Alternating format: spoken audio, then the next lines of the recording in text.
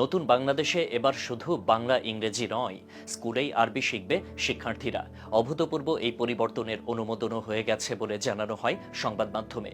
আর পাঠ্যক্রমে ২০২৫ সাল থেকে দেখা মিলবে আরবি চর্চার ব্যবস্থা। জাফর ইকবালদের পাঠ্য বই ও শিক্ষা ব্যবস্থা নিয়ে নানান নড়াচড়াই শিক্ষার্থী ও অভিভাবকদের মধ্যে এতদিন অনেকে ছিলেন মনক্ষুণ্ণ। তবে ৫ অগাস্ট পরবর্তী সময়ে জানানো হয় পরিবর্তন আসছে শিক্ষা ব্যবস্থা ও পাঠ্য বইয়ে। তারই ধারাবাহিকতায় বাংলাদেশে মাধ্যমিক ও উচ্চ মাধ্যমিক পর্যায়ের পাঠ্যক্রমে ২০২৫ শিক্ষাবর্ষ থেকে বেশ কিছু পরিবর্তন আসছে বলে জানা গেছে। মূলত নতুন কারিকুলামে পুরনো পাঠ্যক্রমের বেশ কিছু অংশ পুনরায় অন্তর্ভুক্ত করা হচ্ছে এবং বিতর্কিত কিছু বিষয় ও লেখকদের লেখা বাদ দেওয়া হচ্ছে। তবে এখানে সবচেয়ে বড় চমকের নাম আরবি শিক্ষা।